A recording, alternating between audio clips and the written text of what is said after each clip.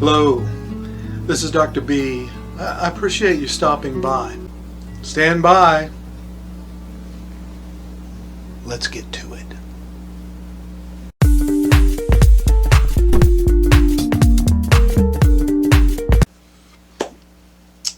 Should a teenager be put on birth control? That is the controversial question we are addressing today. For many, it's a health question, or a moral question, or a question we would rather like to avoid. The reality is that many young people are sexually active. This is usually contrary to the desires and the instructions of their parents. Parents can take many precautions concerning curfews, who their children associate with, what activities their teen is permitted to attend. However, as they used to say, where there is a will, there is a way. And young people can find a way. Parents cannot protect their children 24 hours a day, 7 days a week. It's just not possible. So what we are looking at with regard to the risks of engaging in sexual activity by a physically mature but emotionally immature young person, what are they? Well, let's begin with the most obvious. Unfortunately, too many families have had to face and deal with teen pregnancy. According to the CDC, the Center for Disease Control, teen births per state are as high as 30 births per 1,000 women. Only about 50% of teen mothers ever receive their high school diploma, as compared to 90% of their peers. Low achievement in general, along with high dropout rates from high school, an increased chance of incarceration also go along with these early pregnancies. Career difficulties and unemployment later are often too frequent. Health issues, including miscarriages, stillbirths, neonatal death, maternal illness, these are all rates that are much higher for teens who get pregnant. College is often no longer an option, but poverty is. Too often we see a cycle of pregnancies after the first birth, which keeps a young person locked into low income and a low socioeconomic status.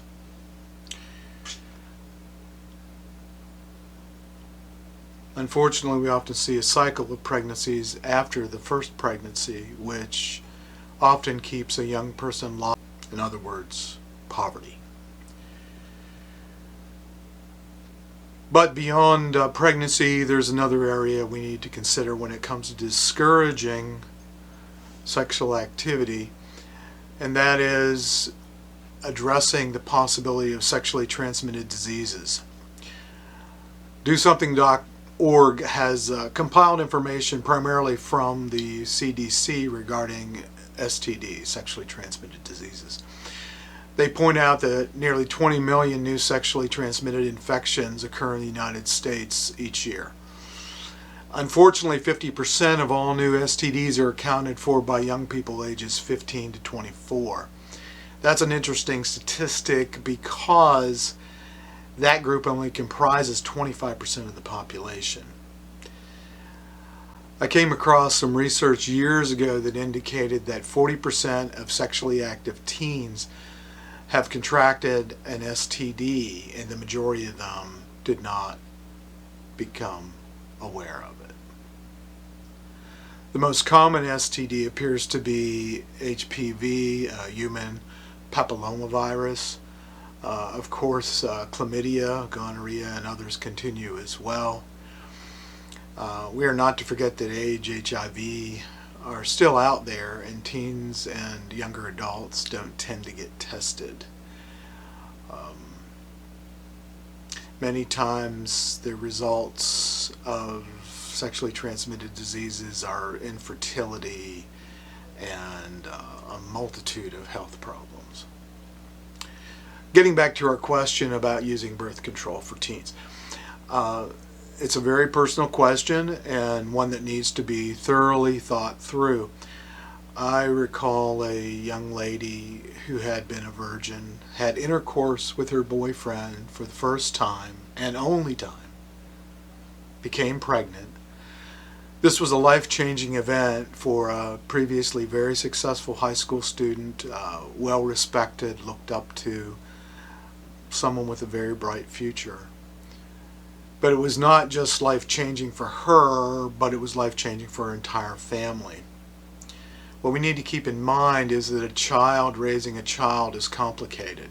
The stress on family relationships, finances, and those plans for the future should not be underestimated. So with some reluctance, and really as a concession, my recommendation is to utilize birth control if there's any suspicion of sexual activity. Sometimes this can be prescribed under the guise of regulating the menstrual cycle, which is something that I've seen quite frequently. It should not be seen as something that condones sexual activity, and it does not relinquish the responsibility of the parents to teach healthy behavior, including sexual education. We parents need to be involved in the information process for our kids. While the schools provide sexual education, we often don't know what they're actually teaching. So we need to be sure to give what we feel is the appropriate, timely, and accurate information. This is a tough area that families face, given the complicated nature, the dangerous nature of our society, what is promoted through the media, through entertainment. It pushes young people to become sexually involved earlier and earlier. This is not healthy. Combine that with the fact that young people are becoming physically mature earlier. It is not unusual, at least in my area, for pediatricians to talk to young ladies as early as the age of 11, sometimes even earlier than that, about the menstrual cycle and what to expect. My own personal theory about this earlier date of becoming physically mature, or beginning puberty, if you will, concerns all the growth hormones that are put into the food, the meats in particular, that we eat. I think they get transferred through the food chain to our young people.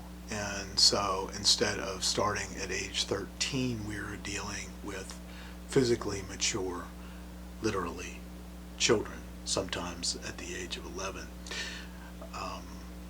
To paint an even darker picture there, we've seen children as young as 9 become pregnant. So, given all the possibilities of consequences that we face, each family, each parent has to make their own decision how they're going to approach this question of birth control. It's a practical question and needs to be dealt with practically. I hope you find this helpful.